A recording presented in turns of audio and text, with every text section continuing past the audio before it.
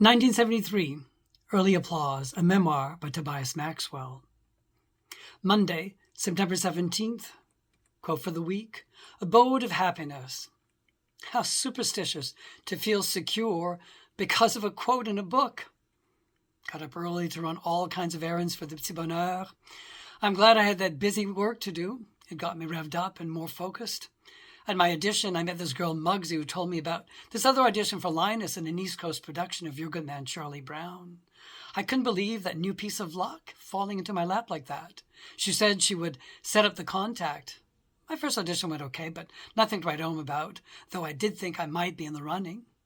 I wonder if it's a bad thing, thinking like that. Went back to the petit bonheur and faked a headache in the middle of rehearsal so I could leave for a few hours to do this Linus audition. It was raining by then and I had poor directions, so I got there late with an unsettled feeling about the whole gamble. I arrived at this fancy apartment building off Avenue Road, walked into this classy supper, candle-lit and fine china. The director, Grant Cowan, seemed to think I was the perfect Linus as soon as he opened the door. He even introduced me to his guests as such. Auditioned in his den. Wasn't impressed with what I read, but I wasn't completely dejected either. I have to wait until Wednesday and a second audition for the singing and choreography part. I joined them for dessert, then had to return to the petit bonheur to finish the rehearsal for Une Tempête. Afterward, it was over to Roger G's party with beer, wine, hash, oils, peyote, and grass. From there, I wandered over to Monsieur's for security and love.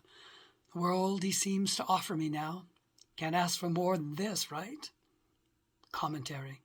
This is another curious omission on my part, that I never entered the details of the first auditions, since it stands out as one of the funniest episodes of my acting career and led directly to the second audition. The structure of the building seemed to have designed the flow of this casting call. It was held on the top floor of this turn-of-the-century brick building. Since the landing was small, the actors were led up the last flight of stairs in groups of perhaps 3 or 4 to some chairs lined against the wall, immediately outside the audition room. When one person came out, the next person went in. Pretty straightforward, right? When I walked into the room after the previous actor had walked out and cued me to enter, I was taken aback by surprise of the sizable space before me. The tiny landing had suggested otherwise. I remember marveling at the distance between me and the 3 persons sitting at a table at the far end of the room. Maybe it was early career jitters or the size was an optical illusion, but the sound of my footsteps seemed to reverberate as I made my way. I have absolutely no recollection today of what I did or how well or not I performed at that audition. I don't even remember who sat behind that table. What I do recall, after I had sung some songs and read some lines, was turning around and beginning the long journey toward at least 2 doors, possibly 3. I never returned to that space to verify which it was. As I walked, I wondered which door it was that I should open to exit the room. The more I walked, the more I panicked. The more I panicked, the worse the situation became, so that when I did open the door that turned out to be a closet, I simply walked inside and shut the door behind me. The horror of my mistake only sunk in when I grasped that sooner rather than later I would be found out. When no actor entered the audition room, question would be raised. But in the stillness of that dark utility closet, nothing could entice me to move for fear of my embarrassment.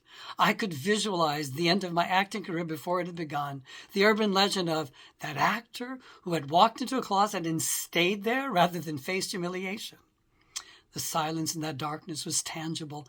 I held my breath as though Nazis with bloodthirsty German shepherds waited on the other side. Then footsteps approached. My heart beat faster and faster as I suspected the jinx were up. But the sound of a door opening did not bring any light inside.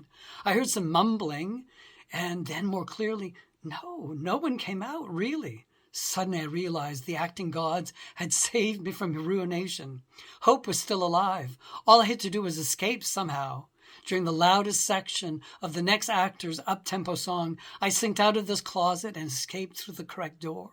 I ran, flew down the stairs from that attic space, 3 steps at a time. When I reached the sidewalk, I burst into laughter, as if I had just escaped from the craziest of asylums. I was still hysterical, trying to hold my asthma coughing to a minimum, when Muggsy walked out. She looked at me and blurted, "What the fuck happened up there?" I apologized profusely, only then fully comprehending how my actions had thrown her off her game, and told her my agonizing story. My blunder seemed to seal the deal and brought out her compassion. That's when she offered to make the contact on my behalf for the part of Linus. I owe her my acting career. Had it not been for that kind and generous assistance, who knows how much longer it would have taken me to land my first professional acting gig.